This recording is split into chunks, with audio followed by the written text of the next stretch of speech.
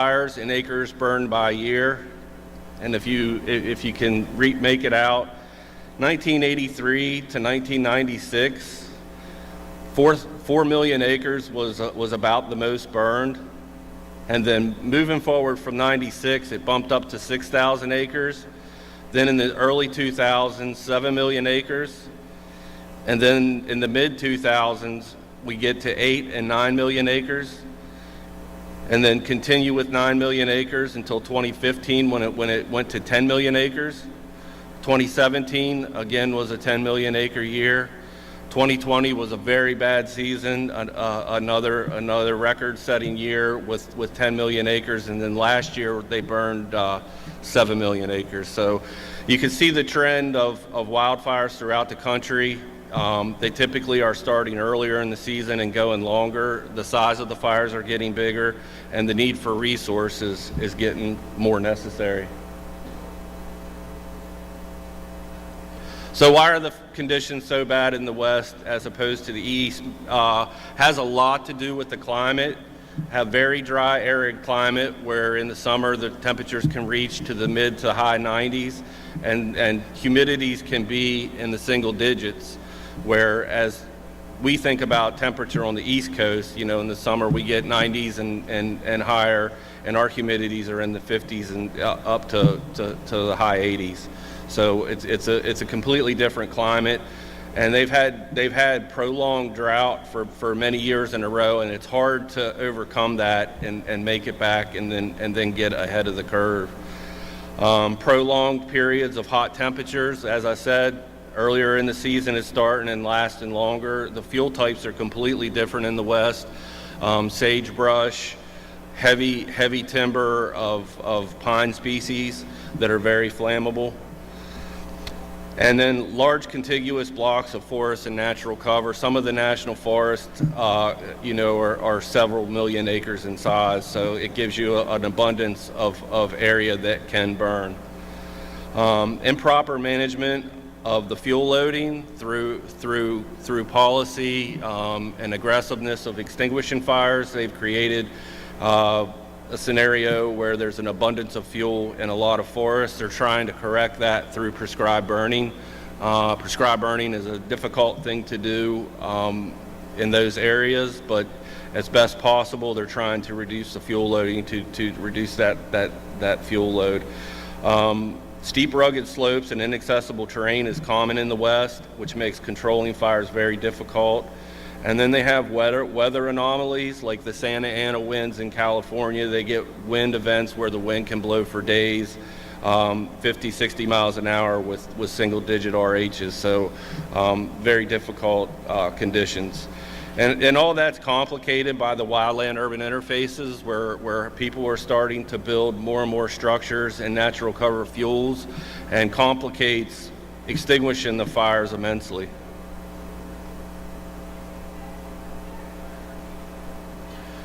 This is a photo taken last year from one of our engines that was in the Idaho Panhandle in the character complex. We had 2 engines assigned to the character complex from the week after it started in July all the way through the end of September. The Maryland Forest Service has a cooperative agreement with the U.S. Forest Service. When we go out of state, we get the question of how state resources end up out west on fires. How is that the state of Maryland is paying for fire suppression in California and different areas. Through this cooperative agreement, the U.S. Forest Service actually reimbursed the state of Maryland for the time that we're out there, for our salaries, and they pay for the equipment that we use when we're out there.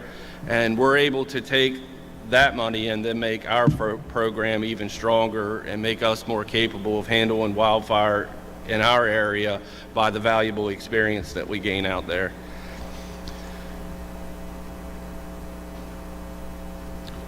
What are our crews made of? We're interagency crews, so we're mixed resources from DNR. It's not just forestry. We have the Forest Service, the Park Service, the Wildlife Service, and even the Natural Resource Police help make up our crews that we send out. We also have always had a big component of structural and volunteer firefighters that go out west with our crews, and they've become critical and even gone out as our supervision with our hand crews. Volunteers are paid while they're out there through a contract through the state by the U.S. Forest Service. We also use resources from the U.S. Fish and Wildlife Service like Blackwater and Patuxent National Refuge, and then conservation corps like Maryland Conservation Corps or National Civilian Conservation Corps. And we also use other natural resources, state agencies, soil conservation, Department of Agriculture, and Natural Resources Conservation Service.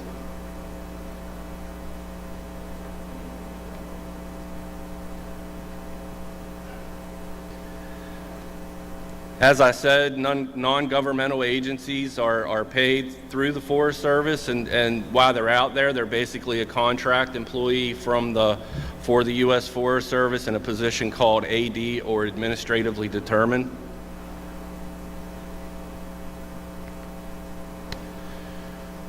We have to meet a lot of standards.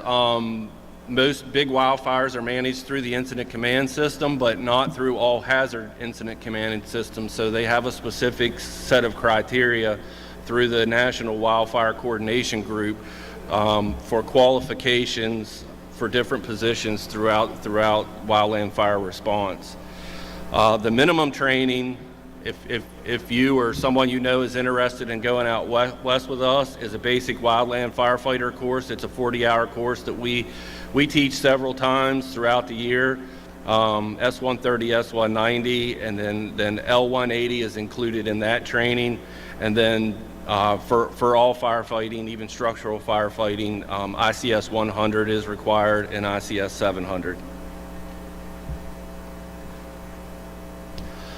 And then there's many other training courses through National Wildfire Coordination Group that are offered: chainsaws, portable pumps, engine operator, wildland fire behavior calculations, and then supervision, crew boss, engine boss, heavy equipment boss, firing boss, and there's a myriad of other trainings that are offered.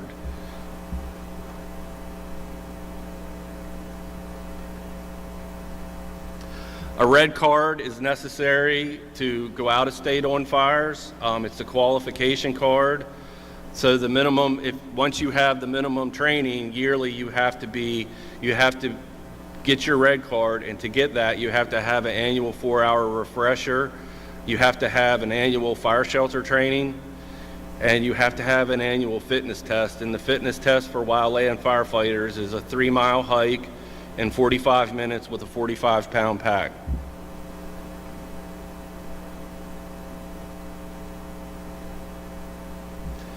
The Maryland Forest Service dispatches the crews from Maryland for the U.S. Forest Service's use. We dispatch 20-person hand crews with 1 supervisor and 3 subordinate supervisors. And then we send 10-person modules with 1 supervisor and 1 subordinate supervisor. And then we have three heavy engines that we send. We have our dozers that we'll send. And then we have single resources that we'll send, which if you're a person with qualifications and the U.S. Forest Service needs your services, you can go out as a single resource as a division supervisor, task force leader, safety officer, base camp manager, fire line medics, and many others. This is an example of one of our Type 6 engines, which is actually downstairs in the section downstairs. It's a F550 with a 400-gallon tank. It's considered a Type 6 engine by national standards, and this picture was taken last year in Minnesota.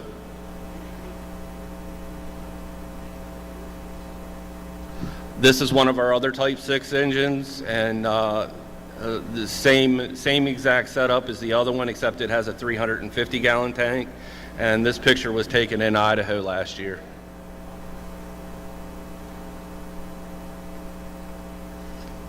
This is by national standards, a Type 4 engine.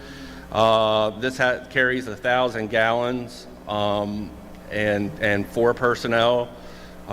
This engine did not go out last year. We used most of our supervision and overhead to get the Type 6s out. However, the year before, in years past, these engines have been used a lot by California. If you recall the car fire, which was a bad fire that destroyed a lot of communities. It was on that fire. It was on the fire in Southern California year before last. So it goes out a fair amount.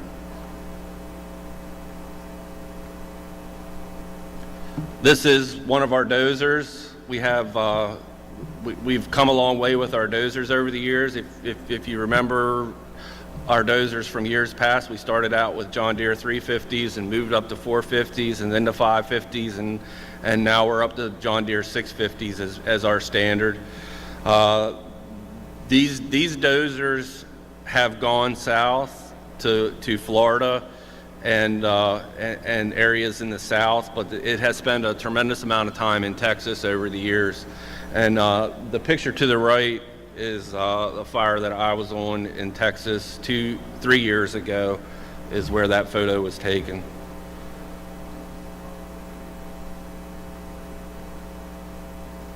This is one of our hand crews from years past. We use a lot of hand crews. They're kind of the fighting force for Western Fire. The engines are great for support, but most of the fire is fought in that type of terrain by hand crews. And this picture was taken in the Nez Perce in the Idaho Panhandle. Resources that were dispatched last year. Our year started out early in 2021 with a Type 6 engine, 854, that went to the Wayne National Forest in Athens, Ohio to assist with prescribed burning and initial attack wildfire. They did a crew swap on March 27th with a new crew, same engine, and continued there, moving to Ironton, Ohio, again on the Wayne National Forest, and did a 2-week assignment doing prescribed burning and initial attack. In May, we dispatched a dozer to Superior National Forest in Minnesota, where it did a 3-week tour and then a 2-week tour. In July, our season started in earnest. We sent a single resource dispatch recorder to the Gila National Forest in New Mexico. On July 10th, another single resource, a status check-in for incident command system. On July 11th, 354 Type 6 engine and crew went to the Idaho Panhandle. So this starts our resources on the Idaho Panhandle on the character complex. July 17th, our sister engine 254, another Type 6 engine joined 354 on that character complex. Both of those did a 3-week roll. On July 21st, another single resource, a facility unit leader, was dispatched to Umpqua National Forest in Washington. July 21st, a single resource division supervisor was dispatched to the Dixie Fire in Northern California.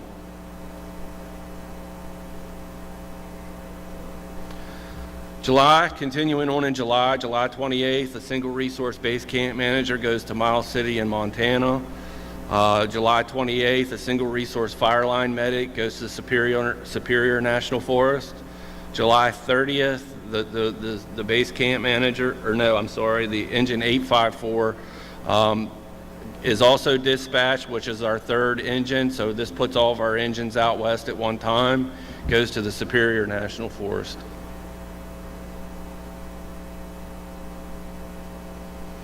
On August 4th, engine 354 does a crew swap in Idaho. On August 11th, 254 does a crew swap in Idaho. August 13th, single resource base camp manager that was in Miles City is transferred to the Shasta Trinity National Forest in Northern California. On August 17th, single resource ground support unit leader goes to the Mueller National Forest in Oregon.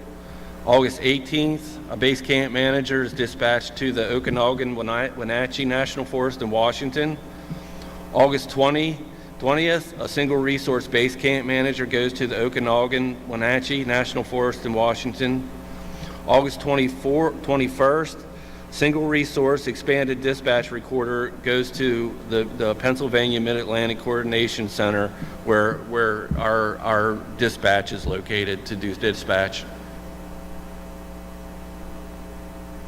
Continuing on in August, on the 25th, Engine 354 has the crew swap, again staying in Idaho Panhandle on the Character Complex where they'll do 3 weeks. August 31st, single resource status check-in recorder goes to the Superior. August 31st, 254 does a crew swap in Idaho on the Character Complex. As September, get to the middle of September, Engine 854 does yet one more crew swap, and it's dispatched to Lassen National Forest. It was transferred from Minnesota to Lassen National Forest in California on the Dixie Fire. On the 21st, Engine 254 does a crew swap, and that engine is reassigned to the Boise Ranger District on the Haystack Fire. This is a picture, if you recall, on the Wayne National Forest. This is a picture of a crew working on the Character Complex. Another picture, and these are all taken from our crew members on the Character Complex. And this are the sister engines supporting a hose lay. It's hard to see, but the hose lay goes straight up the hill and continues straight up the hill for quite a long ways. And when we get to the end of the hose line, they pick up with a helicopter doing bucket drops for the areas we couldn't get water with the engines.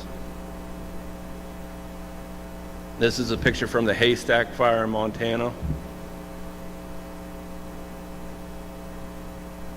Another photo of Haystack.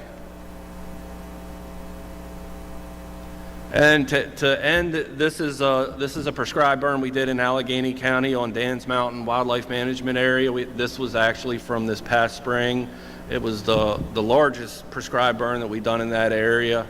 It was 350 acres, and the reason for the prescribed burn was to help manage certain species of timber in there to increase the wildlife habitat. This is a picture on that fire in Dan's Mountain. We actually used a drone from the Nature Conservancy to do aerial ignitions on that fire. We fired the perimeter out and then walked the edges down the hill and then tied in at the bottom and then fired the interior with this drone that drops ping pong balls that as they go through the hopper, they get injected with glycol, and then they drop to the ground, and 2 to 3 minutes later they kind of just flame up, and then we can just checkerboard the interior and burn out the interior. Last year when I was at the Wayne National Forest doing prescribed burning, it was the first year the U.S. Forest Service had ever used drones for aerial ignition in the east. And then 1 year later, the Maryland Forest Service is partnering with the Nature Conservancy as cooperators and using drones on our own land. So it is a great thing for us. This is a picture that I grabbed in Texas.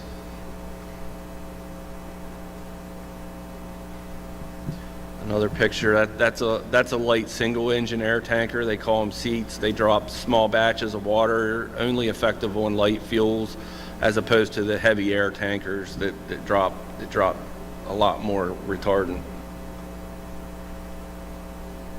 That's the end of my presentation.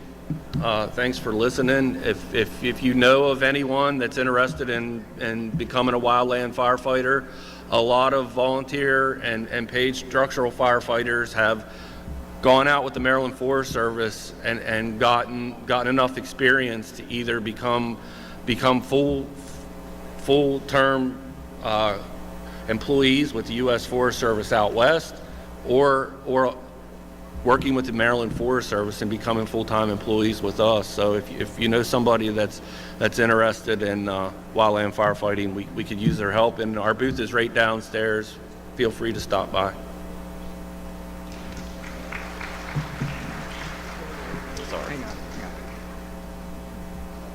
Shannon, I want to thank you for that report. Quite detailed, a lot of numbers, a lot of information, but thank you very much for the report. To show our appreciation, I'd like to present you with a mug from the 130th anniversary of our convention. It is in the bag, so. Thank you very much. Thank you, sir. Yep.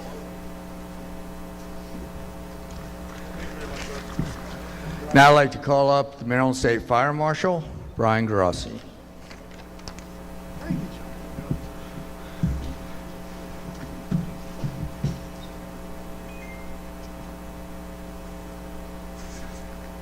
I don't need a bag. I brought my own bag.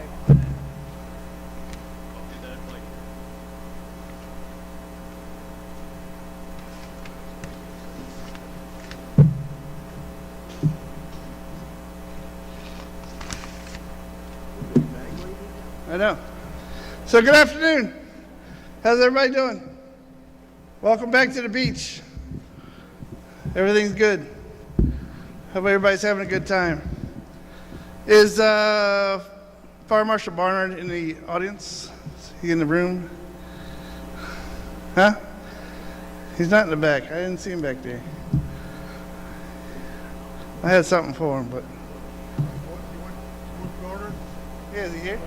Okay, great.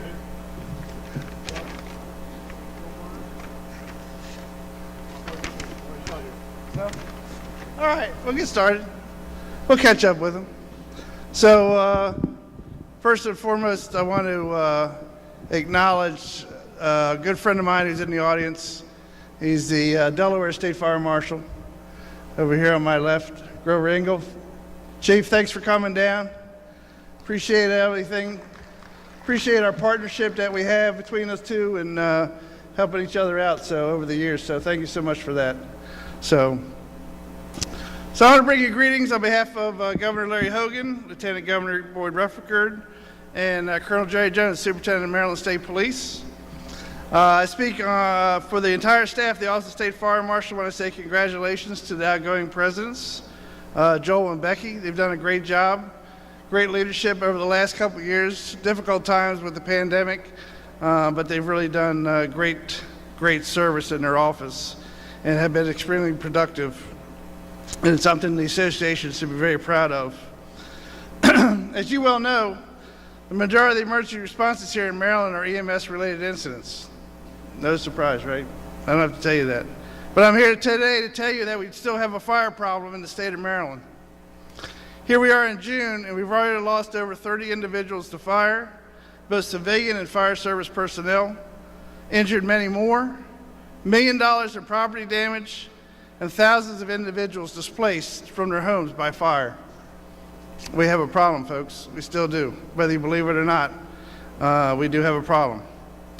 So I'm very proud of the efforts of those departments that have embraced fire prevention and the most important service. Those efforts did not go unnoticed over the last 2 years in spite of the deadliest pandemic the country has ever seen. In 2020, the state of Maryland saw its lowest number of fire deaths in the history of the state. 51 individuals lost their lives to fire in 2020, but 51 is still too many.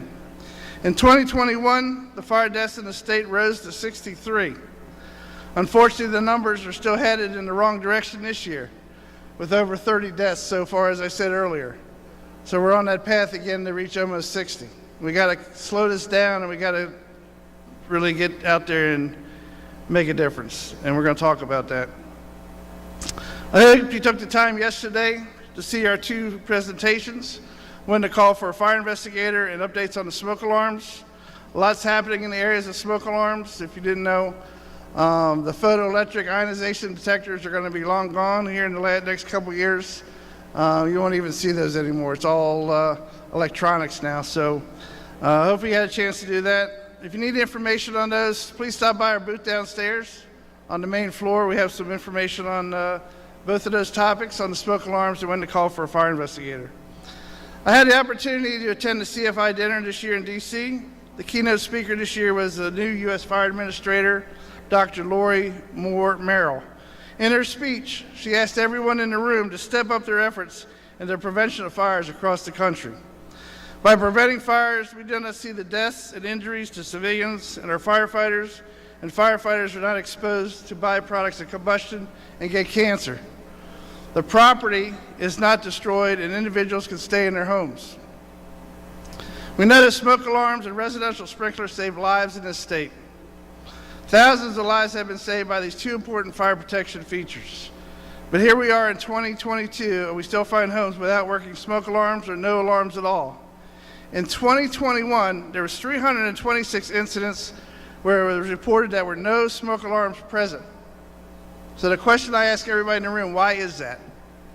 Why is today we're in 2022 and we still have homes with no smoke alarms? Why? Either they're not getting the message or we're not doing a good job getting the message to them. So we need to fix that. The message is a simple one. Have working smoke alarms on every level of your home, outside of each sleeping area, and in each bedroom. Close those bedroom doors at night. Close before you doze. Have and practice an escape plan, and get out and stay out, and make that 911 call immediately. Those 5 things, that's it. That's the message. Those 5 important messages is it. Simple, basic messages that we need to get out into our communities and talk to our folks in the communities. Very simple message to do. So I'm asking all of you, like the U.S. Fire Administrator asked us in April, to step up in your communities and within your department and make fire prevention your most important service, and take every opportunity to get out the fire prevention message in your community. It's now my privilege to present you the report from the Office of the State Fire Marshal. As you all know, the Maryland Fire Incident Reporting System is an extremely valuable resource to collect data and can be used in determining what actions are needed to prevent fires in the future, and to provide this valuable data to our local and state elected officials. On-time reporting continues to be a struggle for some departments. We're asking that all departments have the reports to our agency by the 10th of each month for the preceding month's responses, as required by law. As required by law, ladies and gentlemen. These reports are tied to 508 funding, and just one department that has not completed their reports and turned them in on time affects the entire county for the potential of not receiving the 508 funding from the state. You know? So when you're in association meetings, make sure you talk about that. Make sure the reports are in on time. We don't want to deny anybody your 508 money, but it's tied to the reports. And they got to be in on time, and they got to be without any errors. So please continue to do a better job with that. During the calendar year in 2021, the total number of fires reported in the state was 12,324. Of those, 5,067 were structure fires. There were 87 civilian fire injuries were reported, which is a 20% decrease over the 109 injuries reported in 2020. 63 fire service injuries were reported in 2021, and 6 firefighter line of duty deaths occurred in 2021. 5 of those were COVID-related, and 1 death occurred on the fire ground in Frederick County. The estimated property damage dollar loss for the state was $129,658,617. I would tell you that these numbers are not complete, as still several fire companies have not submitted their 2020 reports to the Office of the State Fire Marshal. So these numbers are skewed. So again, it's important that we get this data in so we have the right numbers, so we get the right information to you all, I get the right information to our legislators, and we have that data that we collect each and every year. In 2021, the state of Maryland saw the number of fire deaths increase when compared to 2020. The total number of fire deaths in 2021 was 63, which was a 23% increase over the 51 fire deaths suffered in 2020. It should be noted that residential sprinklers and working smoke alarms continue to save hundreds of individuals every year across the state, and 2021 was no exception. Based on the EMFERS data, smoke alarms operated in 561 incidents and alerted the occupants in 428 of those events. Sprinklers were present in 169 incidents and operated and were effective in 50 events. In 2021, as in other years, most fire deaths occurred in residential structures, including 38 deaths in 1 and 2 family dwellings, 9 deaths in apartments, 3 deaths in mobile homes. And residential fires accounted for almost 79% of all fire fatalities across the state. Obviously, this number has not changed over the years. We know where the fire deaths are occurring, we know where the injuries are occurring, and they're occurring in the home. And that's where we got to go to. And then we got to knock on those doors. In 2022, 9 children lost their lives to fire, 17 victims aged 18 to 49, 23 victims aged 50 to 69, and 14 fire deaths victims aged 70 and older. So again, our most vulnerable populations, we still continue to lose here in the state of Maryland. And not only that, it's there's also those people with disabilities that can't get up and escape on their own. So again, getting out and talking to those folks and making sure they have a plan to get those folks up and out of their houses in the event there's a fire. Consistent with most previous years, more fire deaths occurred in early morning hours between 12 a.m. and 6 a.m. The primary identified causes of fatal fires in 2021 were smoking materials, electrical, vehicle collisions, heating, and combustibles too close to an ignition source. In comparison to previous years, 2021 showed an increase in the total number of multiple fatality fires, which was 7 fires out of the 52 fires for the year. Similar to multiple fatality fires, the number of multiple deaths and fatal fires increased in comparison to the prior year to 18 deaths. Hoarding can present hazards that can result in catastrophic fire-related events that jeopardize the safety of all concerned, including but not limited to the occupants and emergency responders. The Office of the State Fire Marshal continues to educate the public on the dangers of hoarding. 8 deaths resulted from 11 hoarding-related fires, which was 15% of the total fires reported for the entire year. Ladies and gentlemen, we see these numbers increase each year. If you see a hoarding condition, please call us, call the local fire marshal, call somebody to come in and help these folks. We're not going to go in there and take all their stuff away. We just want to make their homes safer for them and safer for us. I mean, you've seen these places. We've been in them. I mean, I've been in homes where you walk on stuff and you're touching the ceiling. You're not even touching the floor. So please, if you come across these on a call or an EMS call or another related incident, please report it to somebody so they can go get some help for these folks. Because these are very dangerous situations. You know, in 2013, we lost a Baltimore County firefighter in a hoarding condition in the house. So that always stays with me since that's right when I came to work here as a state fire marshal. As always, the state fire marshal works side by side with our fire service partners in Annapolis. For this year's session of the Maryland General Assembly, the MSFA is to be commended for their leadership, diligence, and continued support in working with the State Fire Marshal's Office and other members of the Maryland Fire Service. The MSFA Legislative Committee continues to be vigilant on key topics, share information, and communicate with key legislators. This year, with the support of the Maryland Fire Service, legislation was passed to honor Lieutenant Nate Flynn of the Howard County Fire and Rescue Service and Battalion Chief Josh Laird of the Frederick County Fire and Rescue Service. The legislation enacted requires that all new construction have arc-resistant jacketed CSST installed for natural and propane gas systems. CSST was a contributing factor in both of these line of duty deaths. The Legislative Committee's dedication to the MSFA membership is to ensure that all of the volunteers across the state remain safe and recognized in Annapolis. Those continued efforts are to be commended. If you don't know what CSST is, corrugated stainless steel tubing. You see in a lot of homes now with the gas systems. When a lightning strike comes down, the CSST gets perforated. It gets holes in it because of the arcing coming through the lightning. Both those fires were lightning strikes that killed Lieutenant Flynn and Chief Laird. And we're going to go back to Annapolis and clean things up again. But I'll tell you what, kudos to the Maryland Fire Service on this legislation. Getting this passed in the first year was outstanding. And I'll tell you what, Maryland again is leading the effort in protecting our firefighters in Annapolis. This is the first legislation in the country that's dealing with CSST issues.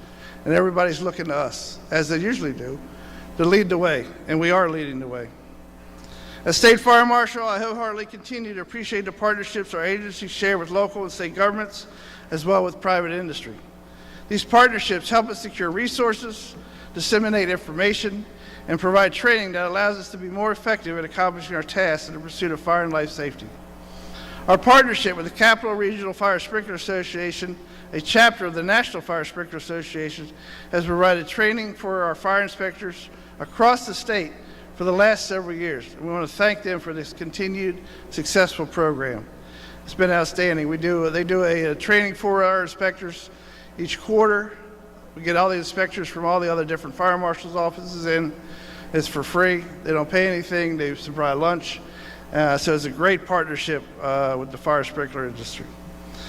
Over many years, the public-private partnership with PEPCO and Delmarva Power has enabled the distribution of well over 30,000 smoke alarms.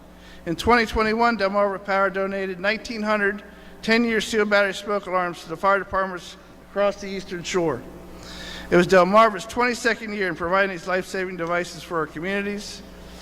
Statewide initiatives advocating for the installation, maintenance, and testing of 10-year steel battery smoke alarms, coupled with developing and practicing home fire escape plans, including close your doors at night, continue to help communities reduce fire deaths and injuries. I want to thank and commend all the folks that are involved with the Fire and Burn Safety Coalition of Maryland. This group works with local fire departments to install smoke alarms and seal alarms for the deaf and hard of hearing. Numerous alarms have been provided to this community across the state, and please visit these folks to learn more about what they do at the OSFM booth. FavCom is downstairs.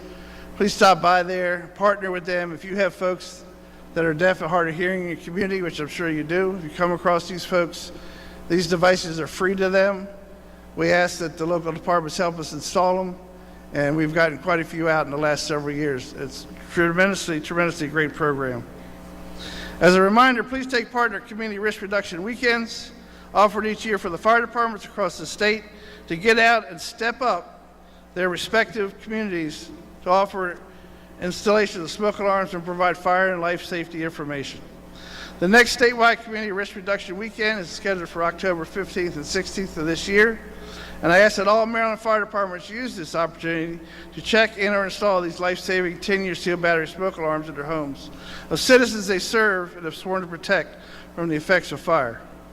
The community risk reduction weekends for 2023 are May 2021 and October 21 and 22. The Mid-Atlantic Life Safety Conference will be celebrating its 63rd year this September.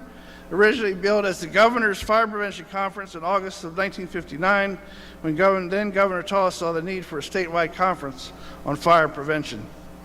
Over 60 years later, the Mid-Atlantic Life Safety Conference remains one of the foremost conferences of its kind in the nation. So please mark your calendars this year for September 20th, 22 for yet another well-prepared conference. Please go to the fabscom.org website to fill out your application and attend this well-rounded conference designed for you and your peers. On Saturday, April 2nd of this year, the Public Fire and Life Safety Educator Seminar was held at the Maryland Fire Rescue Institute in College Park. Again, we had over 100 motivated personnel in person and online attend the outstanding event and were provided timely and topical information. Please plan on attending next year's program, which will be Saturday, March 25th, 2023.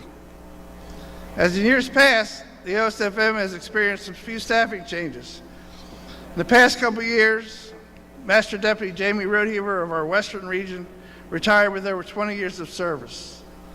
Fire Safety Bill Giles of our Northeast region retired with 27 years of service, and in that time, he conducted over 40,000 fire inspections. Outstanding, outstanding, during a time with us. Chief Deputy Durr, who is with us today, who has now become the police chief for Howard County. Congratulations, Chief. So proud, so proud. And with that, allowed us to promote Deputy Chief Jason Mowbray, who was appointed as the new Chief Deputy out of our Western region.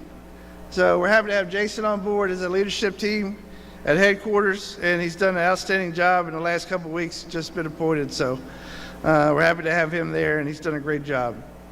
And also our own Teresa Ann Chrisman joined the Office of the State Fire Marshal and as our Public Affairs Officer overseeing community outreach.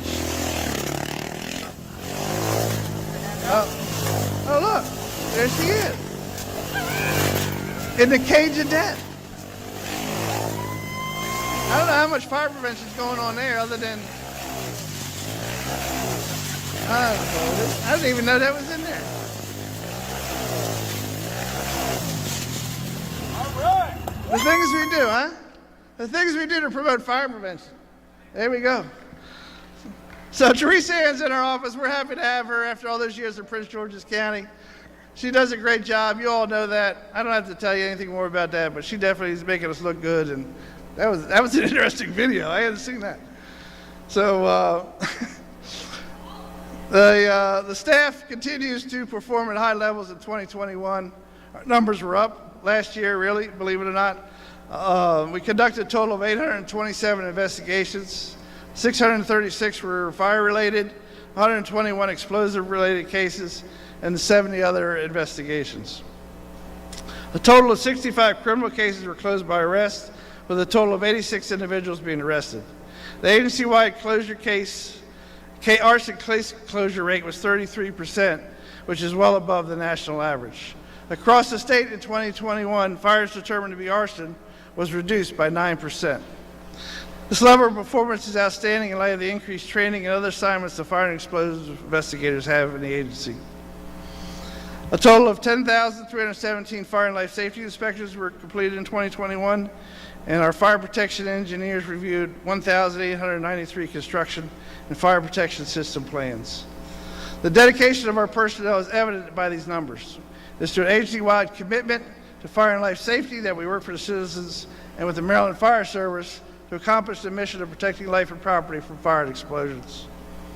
We continue to place in service new vehicles to focus on separation issues to reduce the exposure of carcinogens to our investigators. A new fire investigation response unit was placed in service in our western region, bringing that total to 3. And we were able to procure and install a gear cleaner in our new offices in the Cumberland Barracks, something that we hadn't had. We've been relying on your folks and using gear cleaners throughout the state, and I really appreciate that. You allowed us to use those so my folks can go in there and get their gear cleaned and not be exposed to those carcinogens and the materials that we pick up when we're doing our fire investigations. But we now have one of our own up there in the event that we need that, and the folks up there in the western region are using that. So kudos to the state and for allowing us to buy that and procure that vital equipment. I'm asking that each of you step up your fire and injury prevention efforts.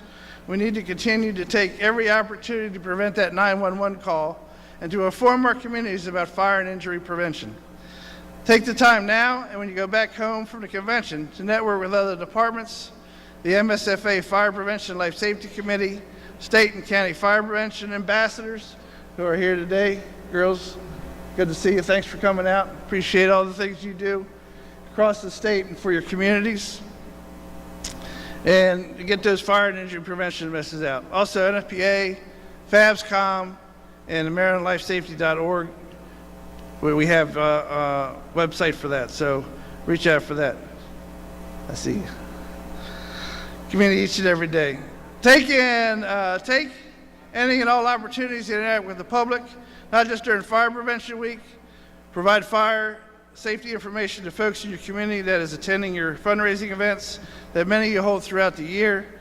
When you do have a fire incident, make a point to get back to that area as soon as possible to talk to the people that were impacted by the event.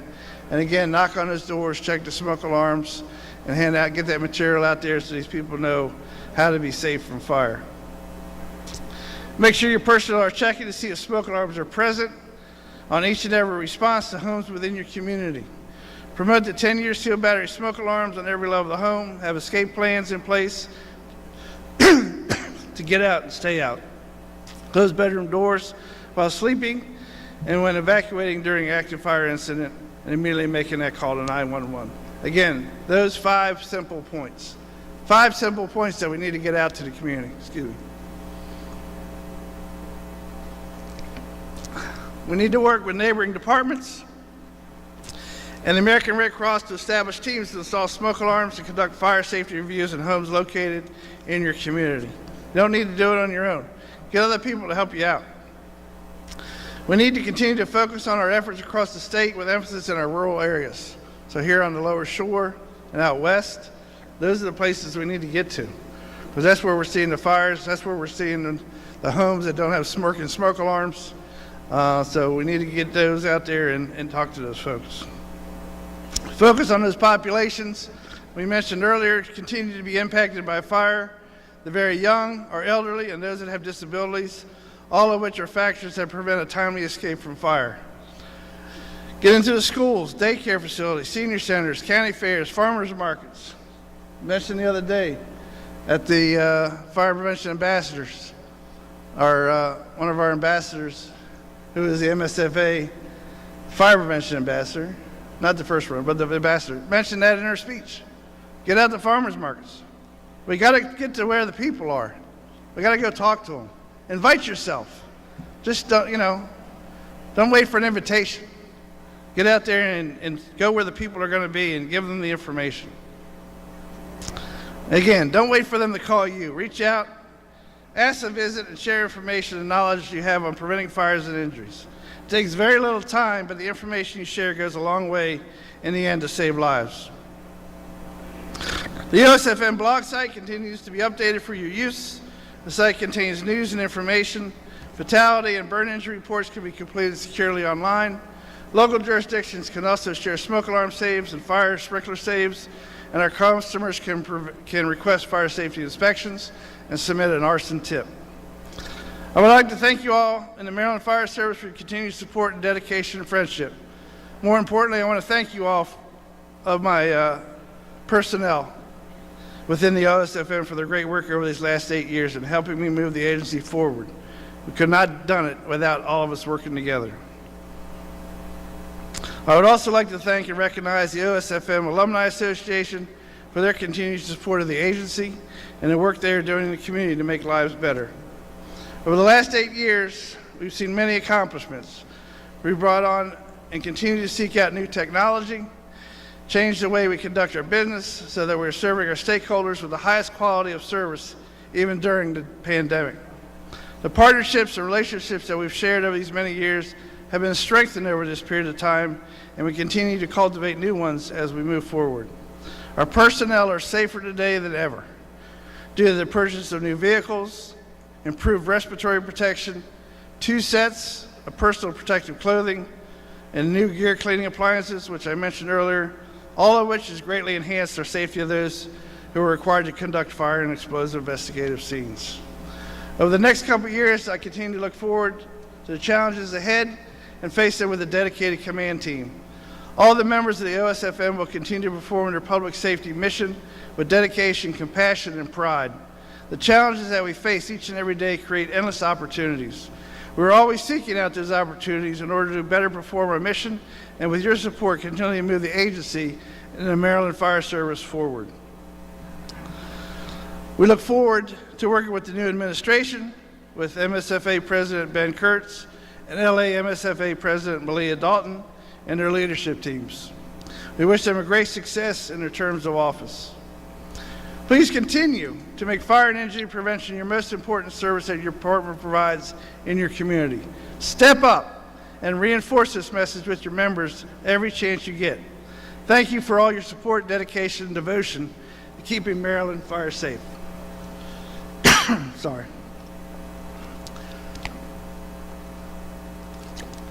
So please enjoy the rest of your conference. Please have a safe trip home. And I want to thank you very much for everything you guys do each and every day out there in your communities. Thank you.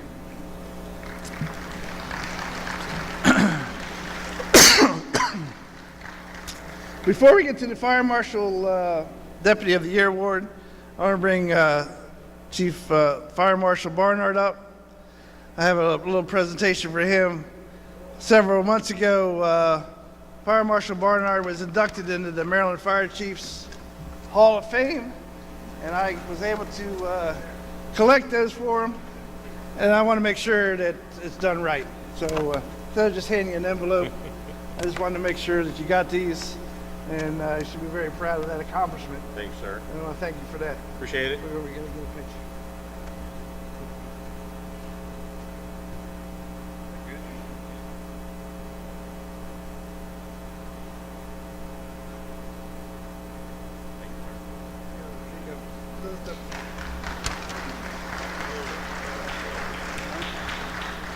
That, you know, is MSFA and now the Maryland Fire Chiefs. He's in all the Hall of Fame. So it's been great following Bill and all the work that he did, especially with the residential sprinklers and making people safer.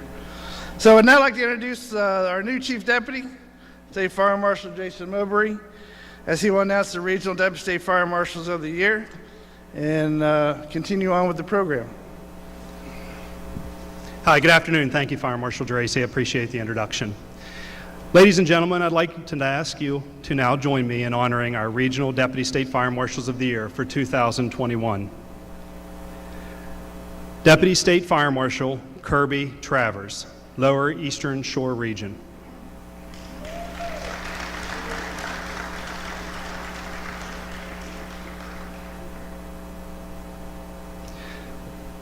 Deputy State Fire Marshal Brad Childress, Upper Eastern Shore Region.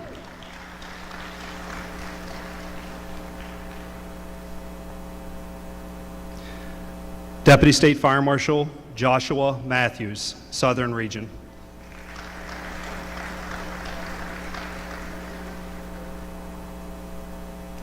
Deputy State Fire Marshal Peter Rea, Northeast Region. Deputy Rea is not able to be here today. Deputy State Fire Marshal Rocky Reed, Western Region.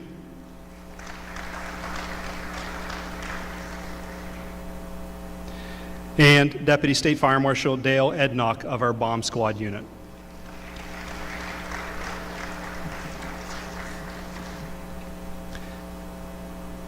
Each of these individuals represent their peers with great devotion and distinction. Each has gone above and beyond the call of duty. They come to work every day looking forward to the challenges of making Maryland a safer place to live, work, play, and raise a family. It is important to note that each of these deputies has aspired to the level with strong support of their supervisors, the administrative staff, and their fellow fire safety inspectors, fire protection engineers, and deputy state fire marshals. As always, the job of the Deputy State Fire Marshal of the Year Selection Committee is extremely difficult, and this year was definitely no exception. I want to thank all the members that served on this important committee. The letters of nomination were filled with examples of exemplary duty and customer service, deserving much more than this award provides. To each of you, I sincerely thank you for your service and devotion to duty. Let's please give them all a hand.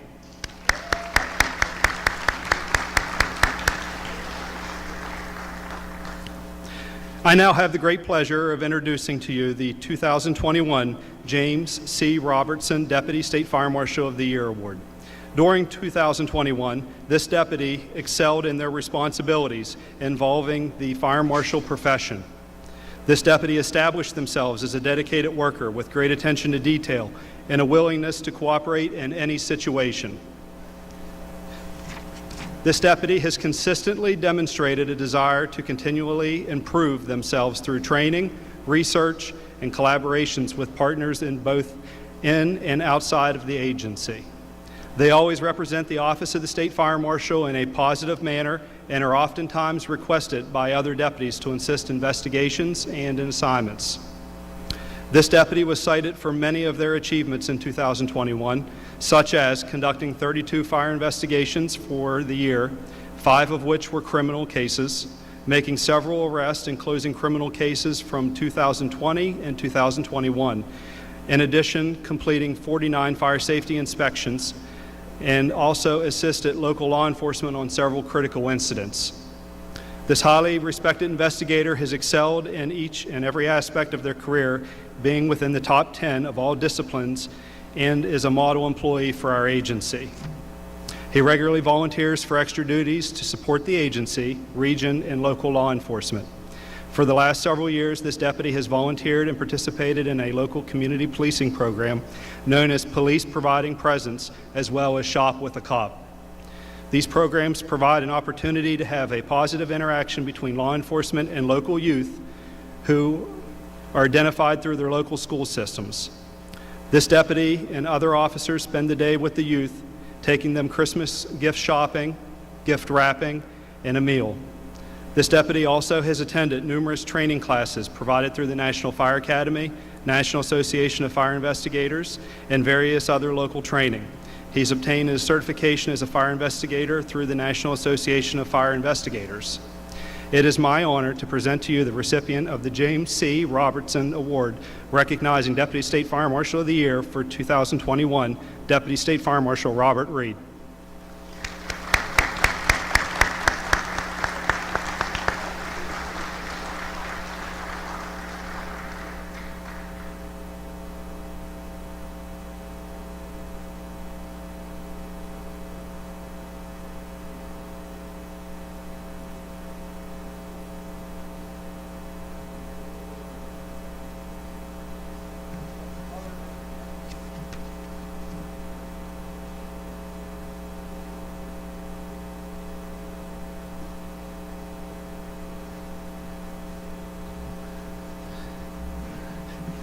It makes my job a lot easier, right?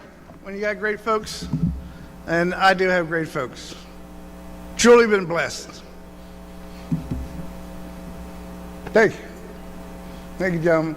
All right, we're gonna go get our picture taken, and appreciate everybody's time today. Enjoy the rest of the conference. Have fun at the beach. It's good to see everybody again.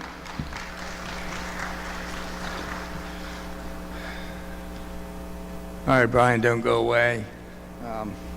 Like I say, it has been a pleasure working with you over the past 3 years, and especially this past year.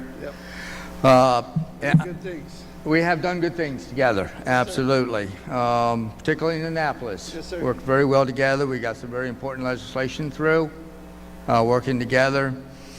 But it's my pleasure, on behalf of the Maryland State Firemen Association, to present you with this resolution. And if you don't mind, I'd like to read it. Start with the part that says, whereas our work on behalf of the Maryland Fire Departments and EMS squads would be impossible without the help and dedication and support of your agency. Whereas MSFA believes that recognition of that work with these partners, particularly the State Fire Marshal's Office, is essential. And whereas Brian Grassi has led his agency with distinction now, and therefore be it resolved that this 20th day of June that the Maryland State Firemen's Association formally extends its thanks and gratitude to you. Thank you, sir. Thank you. Thank you, Mr. President. Appreciate that.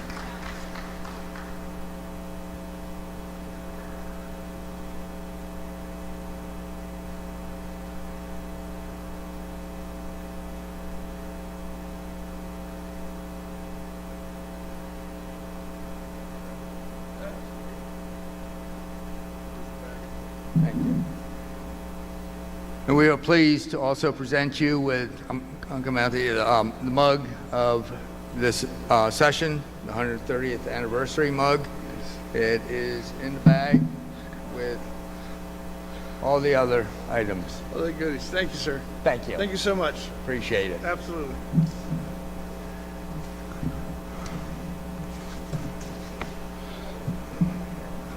Okay.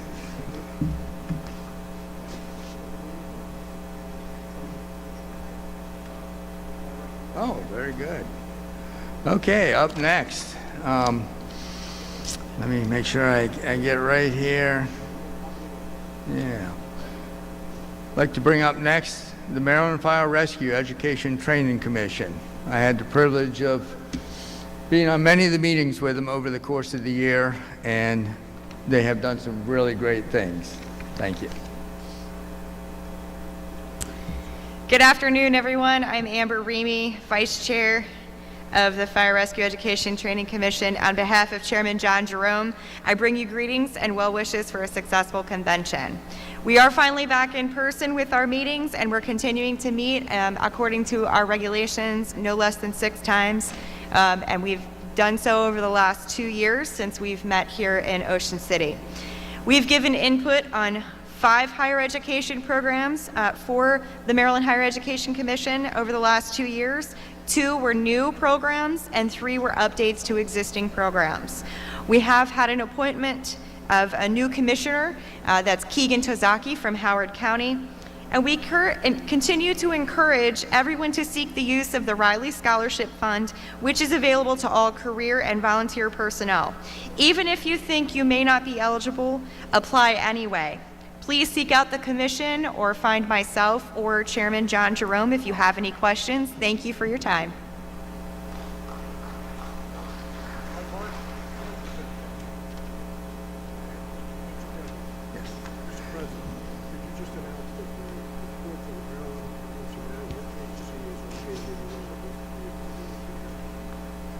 Okay, be glad to, except I think they go by another name now.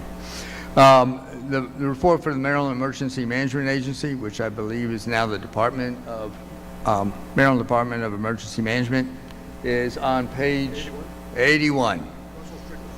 So unfortunately, Russ Strickland was under the weather today and could not join us.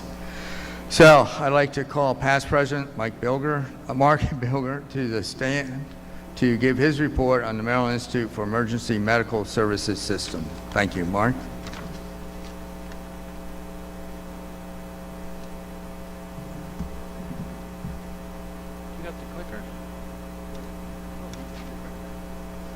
Thank you, Mr. President. My name is Mark Bilger. I'm here representing MIMS on behalf of Dr. Delbridge. Thank you.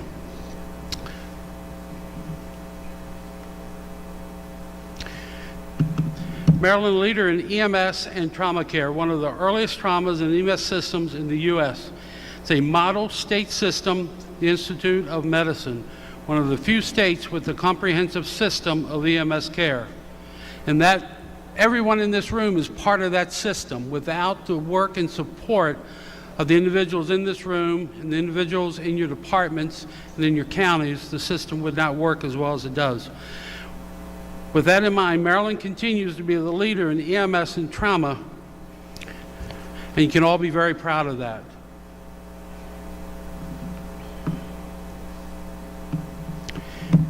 In 2021, Maryland's EMS system transported more than 534,000 people to emergency departments. Again, that's 534,000 people to emergency departments and alternate care sites, which is up from 2022 by 9%. The 5 busiest EMS receiving centers are Franklin Square, Anne Arundel Medical Center, Frederick Hospital, BWMC, and Johns Hopkins Bayview.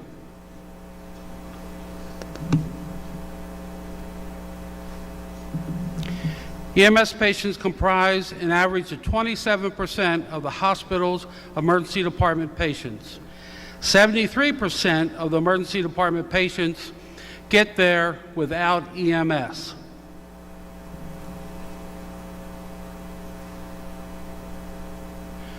We continue to focus on interface between the in-field EMS and our emergency departments. This graph shows how long it takes each hospital to transfer care from EMS clinicians to ED staff 90% of the time. In other words, 10% of the time it takes longer than that. The goal of 90% is to be 30 minutes. That is the red line that is displayed on the screen in front of you.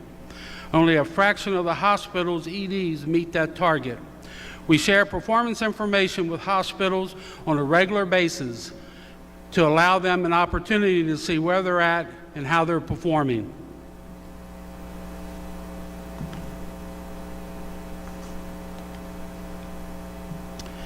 Part of the problem or challenge is how long Maryland patients spend in an ED once they are there.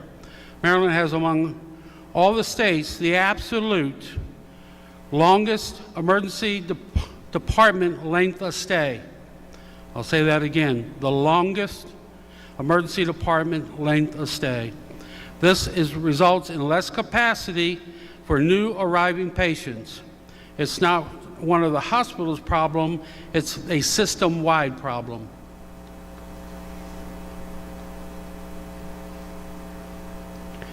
As the right side of the graph, the black and red lines show we are in a break from the COVID right now. This is not what's creating the ED jam-up.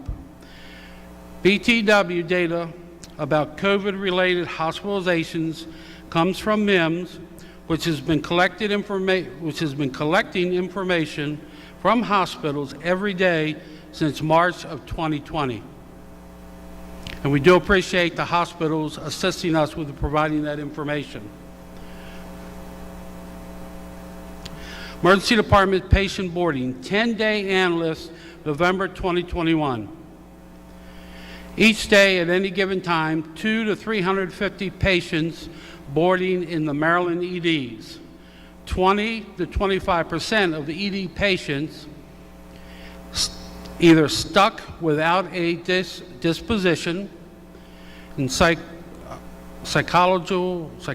25%, or psychiatric is 25%, holding for a disposition destination to become available, no room at the inn.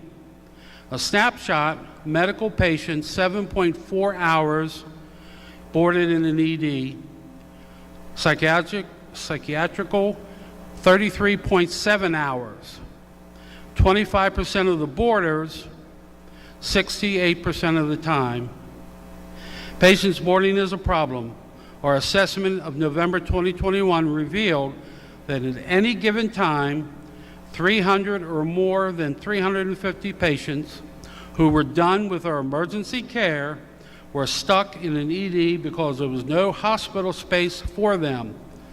This was before the winter wave of COVID-19.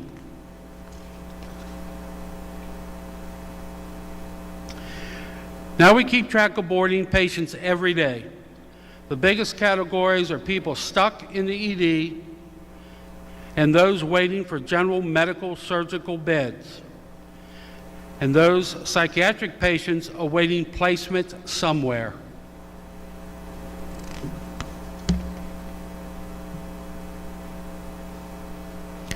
Direct triage protocol. This was direct to triage protocol allows the clinicians, when they come to an ED, to have the option of having their patient go directly to the waiting room instead of having and tying up individuals in the ED, your clinicians, your ambulance, and waiting for a bed to become available. This is why we created and advocate use of direct triage protocol. For clarification, it is not because hospitals are not good at what they do. It is supposed to help emergency departments by making sure the low acuity EMS patients do not jump to the front of the line. That includes other 73% of patients who got themselves to EDs but may not be sick or hurt.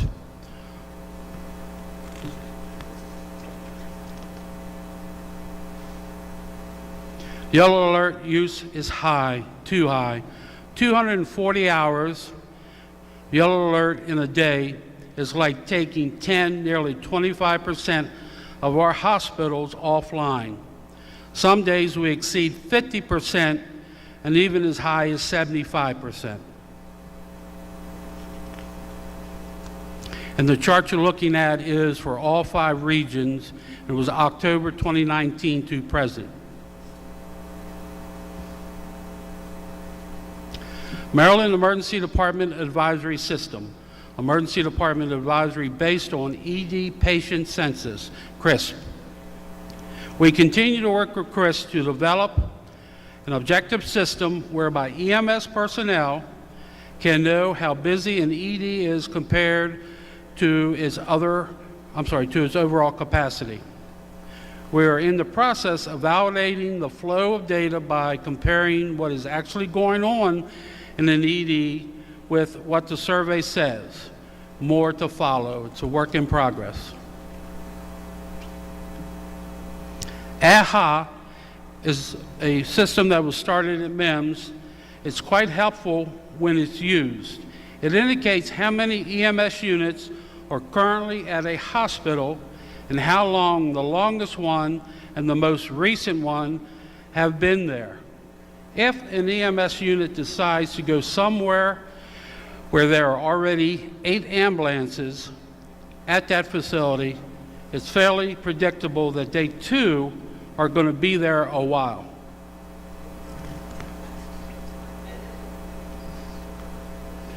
This is what AHA looks like on a cell phone that the clinicians can download and have access 24/7 while they're working. It can be filtered just to show the hospitals of interest, i.e. for a particular county or particular jurisdiction. A few counties are not yet part of AHA, but we are working to make their CAD systems compatible. Again, we feel this is a good tool for the clinicians in the field, and we'll continue to work with the jurisdictions to get them online. The green indicates downloaded into the system already, and red, they are not currently downloading, but again, we are working with them. Order of the Governor's state of emergency enabled us at MIMS to suspend all EMS-related law and regulations, augment the workforce, and improve the response to the state of emergency.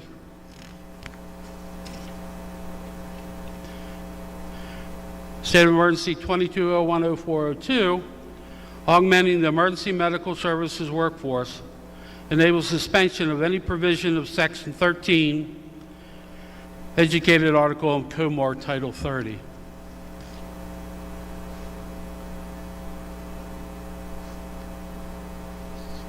EMS clinicians extended relicense cycles by 6 months.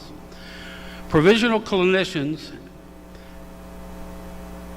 expected reciprocatory of 327, expired reinstatement 468, and students were 241.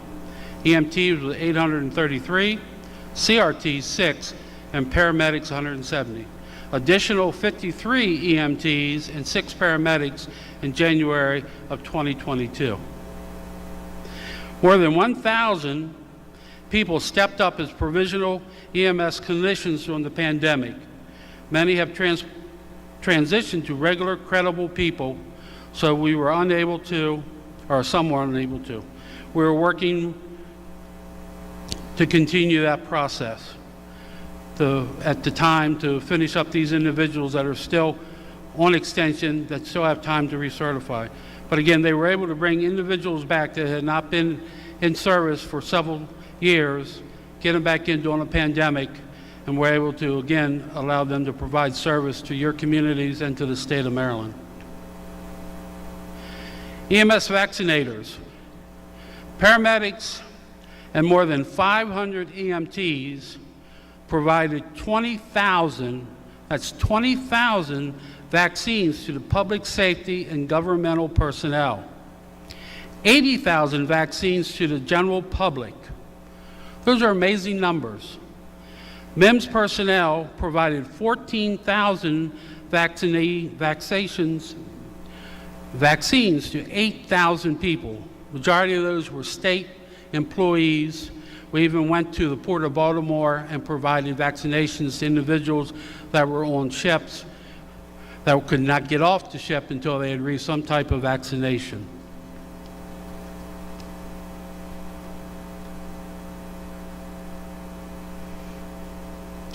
All PUI contacts by EMS service in the last 28 days, 2,220. We continue to track PUIs, and that's potential infectious people, based on EMS clinician documentation. It is a leading indicator of the COVID pandemic. Everyone in Maryland, public health, and the governor's team pay attention to this information that's provided for MIMS.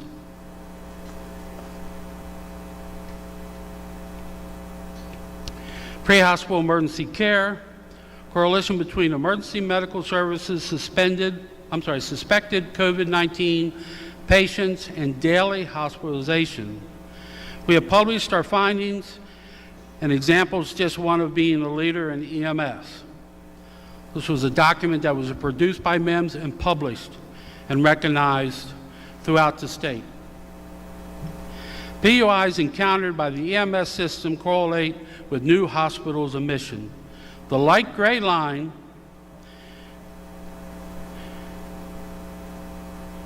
meaning what the EMS system sees, the hospitals will see in terms of new admissions.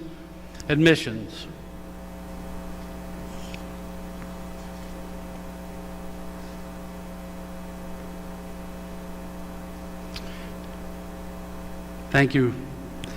0 deaths in Maryland. We are concerned about the trend of roadway fatalities.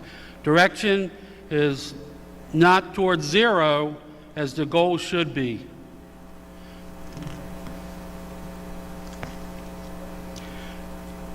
U.S. Department of Transportation, National Roadway Safety Strategy, United States Department of Transportation.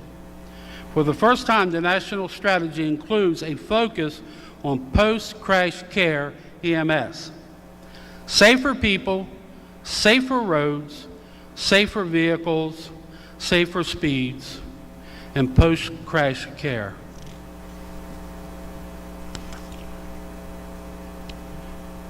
$38,680, 20% of traumas and deaths are preventable with optimal emergency and trauma care. 2 out of 5 were alive when first responders arrived but later died. More than 1/3 of serious injured crash victims are not taken directly to a level 1 or level 2 trauma center. There is a 25% increase in the odds of survival for several injured patients, seriously injured patients, if treated in a hospital that is a level 1 trauma center. 40% of all traffic fatalities are believed to be alive when EMS arrives.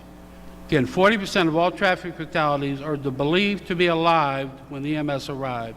We are currently evaluating the metric for Maryland, but it means we have an opportunity. What can EMS do? We can lead by example, by the way we drive and operate our equipment. The proper use of lights and sirens. Make the roadway safe, make the roadway scene safe as possible, and bring our A game, do the best we can every time.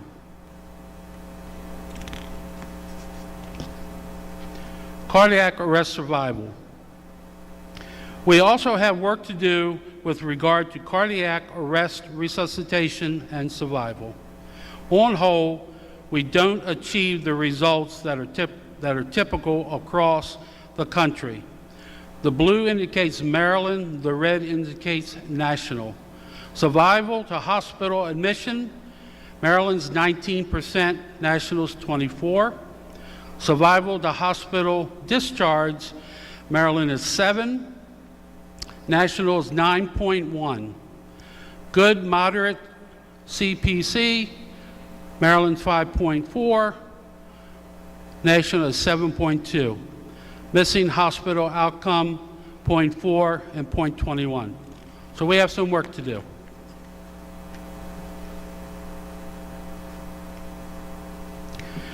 Maryland versus nation. More at home in SNF, more unwitnessed, similar CPR, and similar bystanders, AED.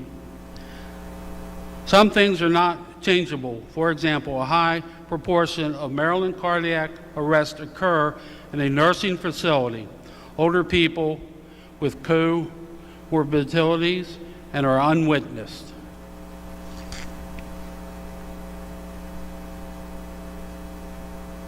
Cardiac arrest survival, bystander witness, shockable rhythm. Again, Maryland is 27, national is 29 when it's survival and bystander survival. We are about the average when the cardiac arrest is witnessed, and there are bystanders' intervention. The message, the chain of survival, is only as strong as its weakest link. If bystanders' intervention, then we have got to be engaged in making it stronger, otherwise our other work is for naught.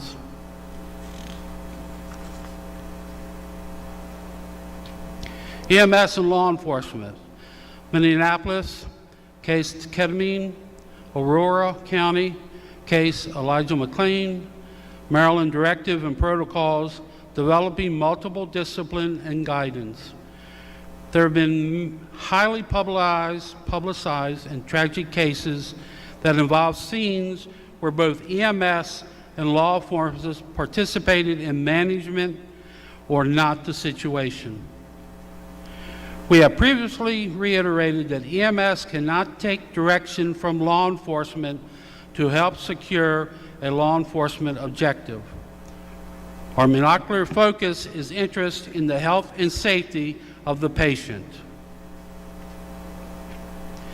Crisis Scene Calibration Work Group. The Crisis Scene Collaborative Work Group, a multidiscipline, and is working to develop practical guidance for EMS clinicians and law enforcement officers when confronted with stressful situations involving agitated people and patients. This is a newly formed group and their work continues, but it does look very promising.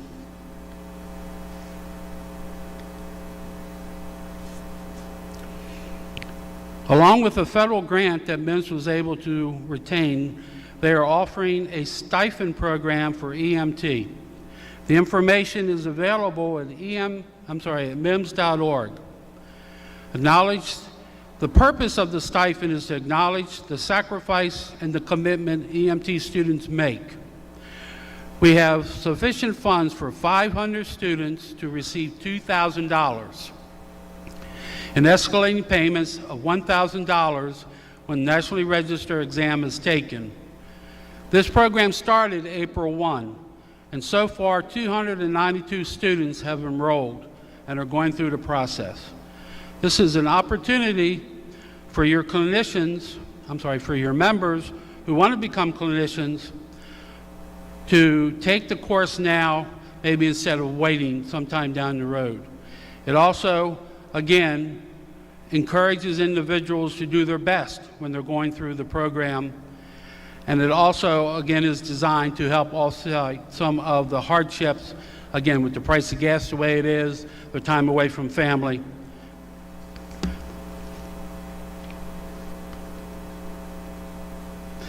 Medical Supplement Payment Program, Maryland Department of Health, and Centers for Medicare and Medicaid. 14 jurisdictions confirmed so far. 13 have completed an audit and has seen a return of $80 million in total. In the first year, which incorporated only 9 months, the program provided more than $80 million to 13 jurisdictions. This is an opportunity for your jurisdictions through EMS billing to receive additional funds above and beyond what they did when they initially did the transport. Again, the information is available through MIMS, and we encourage all jurisdictions to consider entering into the program and, again, receiving additional funds that can be used in their communities. 2022 legislative reports. MIMS has been charged with producing a report on ketamine and ambulance transportation for Medicare patients. What the legislators asked us to provide them with is details about the issues they find important. By December of this year,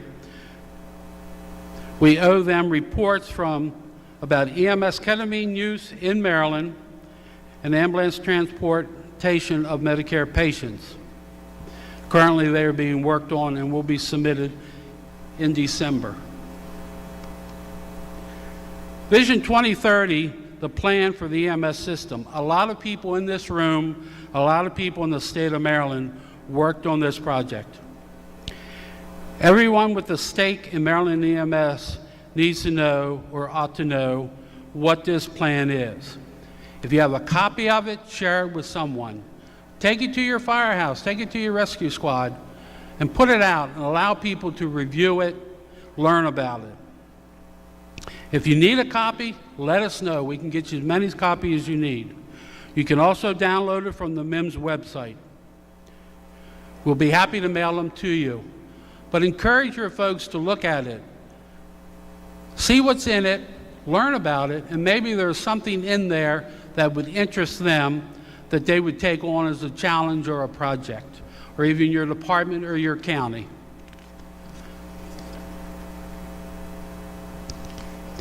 Ladies and gentlemen, I thank you for your time, your patience, and your understanding. That concludes my report. On behalf of MIMS, the leadership of MIMS, and everyone who works at MIMS, I want to thank you for what you do every day.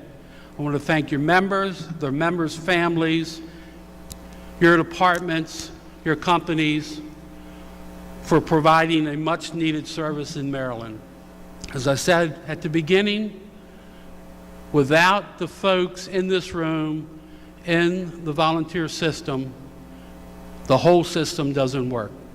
You're a vital part of what is happening in Maryland, and you can be very proud of that.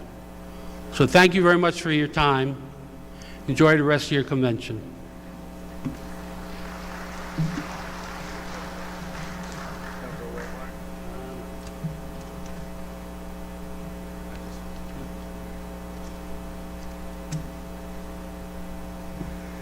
I'd like to thank Mark for all that he does. He's been an outstanding liaison between MIMS, MSFA, and all the member companies. As we travel around the state, I don't think I missed too many county associations, but one thing's for sure, Mark was at them all. He's done an outstanding job to be a liaison between MIMS and the fire service. So, Mark, we'd like to present you with a mug for the 130th anniversary of the MSFA.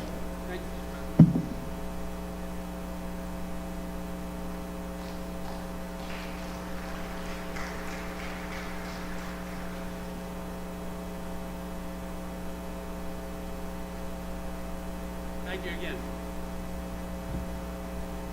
Grab my papers. Okay, I'd like to invite to the podium Christy Snedeker to talk about the R. Adams Cowley Shock Trauma Center, give her report. Thank you. Thank you. Thank you, President McRae. Thank you, everybody. I'm really happy to be here today in person. It's been a long time, but happy to see your faces, happy to be a part of the MSFA convention this year. We have our booth down in the hall and are excited to be talking to everyone that passes by. I promised to be brief today for you, but wanted to be able to share part of what we consider our annual report. You will notice that it's only through our Q3 data, but it does give us some information to compare to how we looked last year. I do want to thank you all for being here, and it is a privilege to stand up here on behalf of the Shock Trauma Center along with my partners in our coalition, Maryland State Police, MSFA, of course, MIFRI, and MIMS. We wouldn't be where we are today without that coalition, and we are so very, very grateful for the partnership. So some of the data that I'm going to go through today is just our volumes, our trends in ORs, and a lot of just a report about what our programs are to make us the Shock Trauma Center. our volumes from last year during COVID and then to this year, we are a little bit low on our trauma volumes. Last year, we saw about 7,000 patients, and we're looking to track a little bit below that for the end of this fiscal year as well. It's been a difficult year in the healthcare sector, I'm sure many of you know, as it relates to our staffing, our nursing shortage, our respiratory therapy shortage, our physician shortages. Everyone is having a challenge in the staffing piece, in recruitment and retention, and really looking at how we redesign healthcare as we move forward. And so we appreciate our partnerships across the sectors to keep the volume coming in so that we can continue to deliver the care for the patients. Our interhospital transfers, you can see up there on the left of the slide, we definitely track our capacity hours. So those capacity hours had a really big increase last year, August to December, with a large increase in our interhospital lost transfers, meaning patients that needed to come into the trauma center, we had to triage specifically because we were on capacity. Capacity meaning that our doors were still open, but again, we had to triage which patients came to us to be the sickest of the sick based off of our bed capacity, open bed staffing, and pieces of the puzzle there that we put together. So you can see that we had a large trend again, August to December of last year, and have worked really hard this fiscal year to stabilize, get our beds open as we normally do, and be able to keep our front doors as wide open as we possibly can. Happy to report we're back under the 5% threshold that the state provides us to be for capacity hours, and continue to objectively look at that. The pie charts you'll see there, the top are the interhospital transfer volume from trauma center, and non-trauma centers have stayed pretty stable, as well as you can see the bottom pie charts, the air scene versus air interhospital transfer at the bottom pie chart. As we trend through the end of this fiscal year, I'm sure those will even out as well year to year. This is an interesting slide for our length of stay in the trauma center. We are struggling quite a bit. Most of our patients that come into the trauma center need more care when they leave us. They need rehabilitative care, whether that's acute rehabilitation or post-acute rehabilitation in the nursing home sector. And those arenas are also struggling from a staffing perspective, being able to keep their beds open safely. And so that backs us up a little bit. So you will see that the red bar shows us having a little bit of a climb in our length of stay in the trauma center, which we work very hard day to day to case manage, problem solve, and move our patients to the next level of care as safely and as soon as we possibly can for their benefit, and to open up the next bed for us. I'm happy to report that this quarter we're nearing back to our budgeted length of stay, which is about 8 days. Our median length of stay, the most we see is about 4 days, and a large percentage of our patients are going home. The hyperbaric chamber during COVID was a challenge for us. We had to hold on hyperbaric therapies until we understood how COVID patients could be treated in the hyperbaric chamber safely. Could we use N95 masks at depth as the chamber to provide the intervention? And so our teams worked dutifully during COVID to test and retest to determine the safety of placing patients that were COVID positive or persons under investigation for that hyperbaric therapy. And we were able to reopen during COVID, and you can see in the red bars we're starting to see our normal volumes pop back up. We traditionally see about 1% emergent cases for the hyperbaric chamber, followed by our outpatient volume, and then the critical care patients that we treat in the chamber. We're very, very happy to have our Shock Trauma Go team continue day to day to be at the ready to assist at the scene. Our EMS crews activating or calling at least 6 to 7 times during a year. We usually deploy about 1 to 2 times to the scene to help support the mission to get the patient to the right care. And so you can see here on this slide an MVC, sorry. I had presented this last week and it was a different activation. So I was about to say Cecil County, but I knew that the arrow wasn't pointing there. So anyway, so this is one of our activations, very successful. A patient received definitive care and did very well. We also are very pleased to be working with our Donate Life partners for our organ and tissue donation program. Really difficult during COVID when we limited visitation to have meaningful conversations with our families regarding their loved ones and their ability to decide if they wanted to be donors, organ donors. And you could see that our percentage of donation, we try to hit a 75% threshold, and it was difficult again during COVID to really connect with families and for them to feel supported in their decision making. So we continue to educate families and allow them the time to decide if they'd like to make the decision for their loved one to be an organ donor. We also had to pause on our global outreach observation programs, whether we were providing observation in the U.S. or across different countries during COVID, since our visitation was on hold. Since we've opened, we've started back up our observation program, but over the years we've actually had over 52 countries come to observe the Shock Trauma Center. Part of our mission is education, and we're very proud to have our partners in the hospital observing and taking back their best practices, whether they learn it from the EMS handoff in the TRU or what the patient gets in the OR or on the units. They take it back to their home countries and try to really reproduce what we have here in the trauma center in their country. Our Center for Injury Prevention and Policy, you keep hearing me say during COVID, all of us had to shift during COVID to figure out how we would continue our outreach programs, since many schools were very focused on going virtual and put a pause on their prevention programs.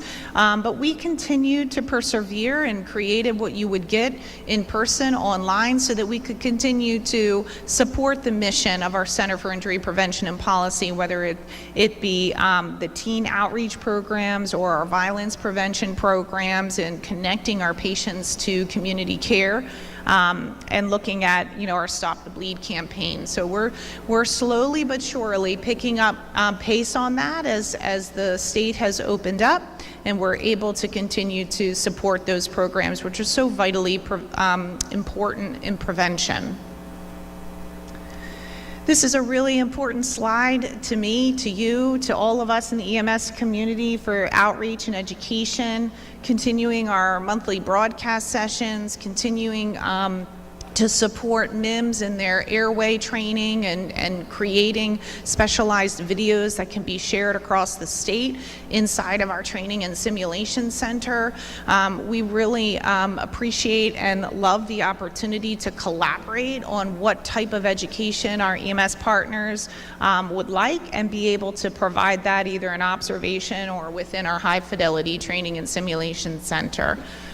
We love our partnership with MIMS and understanding what they need to be able to create those opportunities, whether it be virtual or live training. And lastly, I think this is my last slide, for our Shock Trauma Gala. We switched it up a little bit for those of you who have the ability to attend. We are hosting it in September this year. I'd be remiss if I didn't stop and pause to say to this group, our physician-in-chief, Dr. Thomas Scalea, has been with us for 25 years.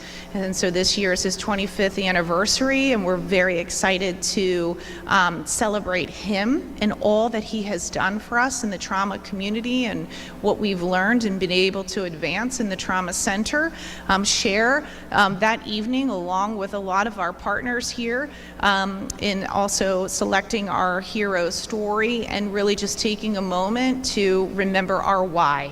Our why is that we take care of patients, whether we take care of them at the scene, on the side of the road, or in the helicopter flying to shock trauma, or when they land within our four walls. Really reconnecting to our why and being able to share those stories is important, and we thank all of you for that partnership. Yep. You're welcome.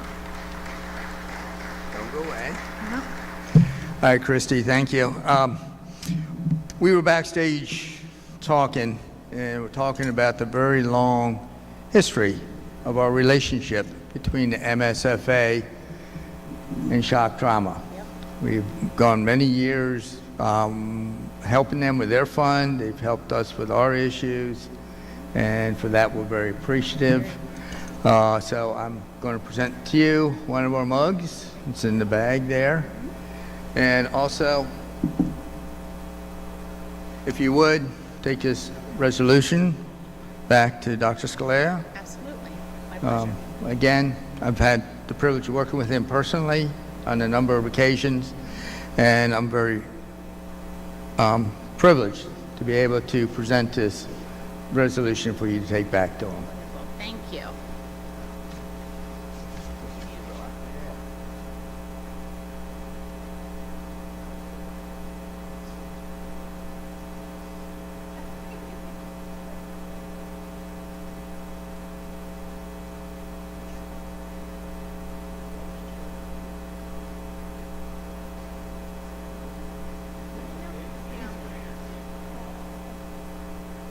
Thank you. Thank you.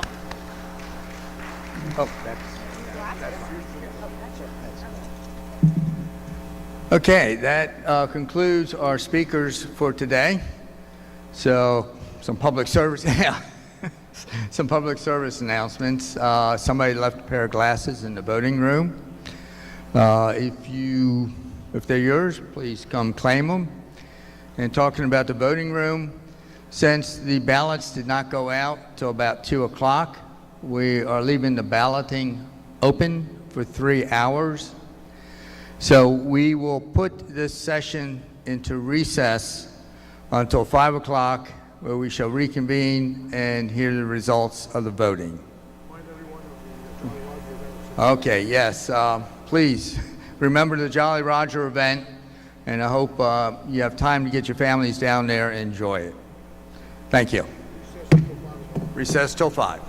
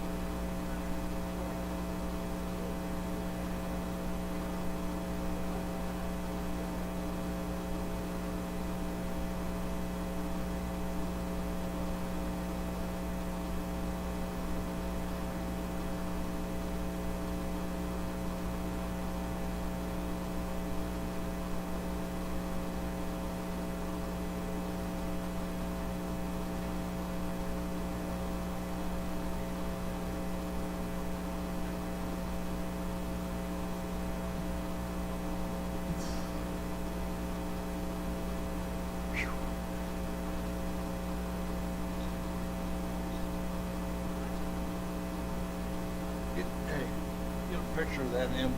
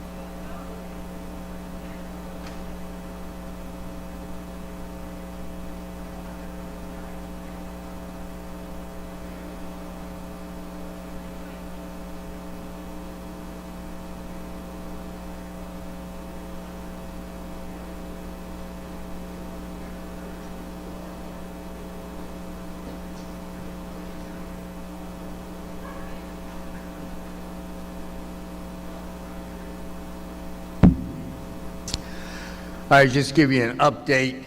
We expect the election results to be in by about 5:10 and have the judges up here by about 5:15 to give us the results.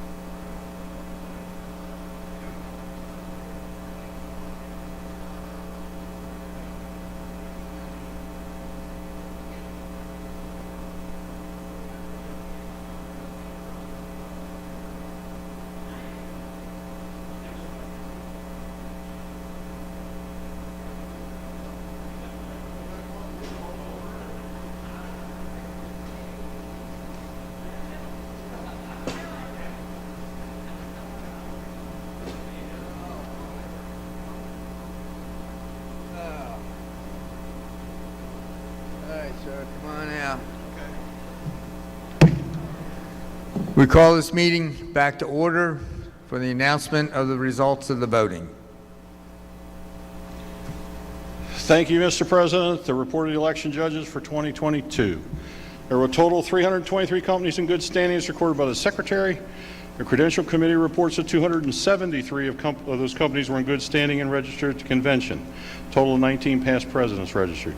The following officers were unopposed and elected by a single ballot cast by the office of the Secretary, with the exception of the election of the office of Secretary, and that ballot for that office was cast by the President. President Benjamin Bren Kurtz, First Vice President Eric Smothers, Secretary Doyle Cox, Chief Chaplain John Long, and Trustee Terry Thompson.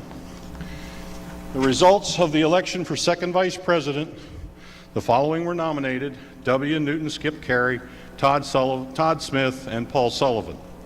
Total of 972 ballots were cast, and a simple majority of this is 486 votes. W. Newton Skip Carey won with 487 votes. Okay. This year we also had 3 proposed Constitution changes. The results of the amendments to the Constitution for question 1. For Maryland State Firemen's Association, 517 voted no. 458 voted yes. Maryland State Firefighters Association, 59% vote, or 576 voted no, 399 voted yes. So it also failed. Maryland State Fire and EMS Association, 86% or 840 votes voted no, 135 votes voted yes. And then the Maryland State Volunteer Fire and Rescue EMS Association, 89% voted no, 107 yes. Therefore, all the name changes failed. Question number 2 on the name and membership, 580 were for, which was only 60%. Therefore, amendment number 2 failed. Question number 3 on officers, 312 were for, 68% were against. It also failed. That concludes the report of the election judges. Thank you, Mr. President.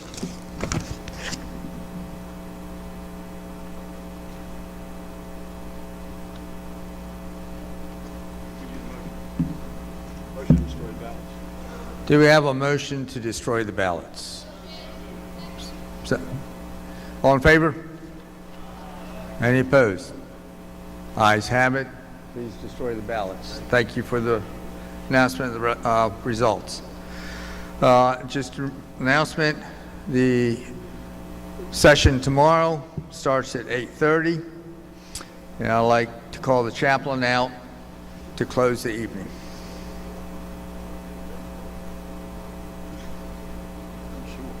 Yes, sir. I'm positive. Let's stand for prayer.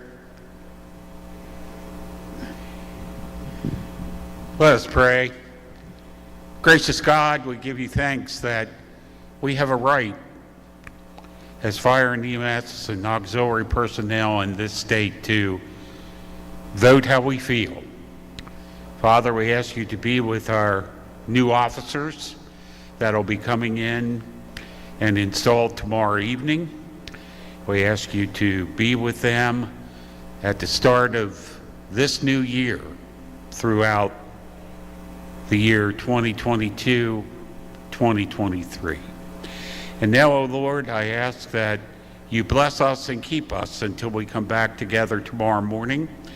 And may we have a good rest tonight and fellowship with our families until we meet again.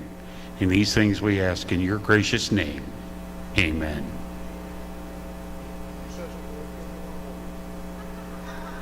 We are recessed until 8:30 tomorrow morning.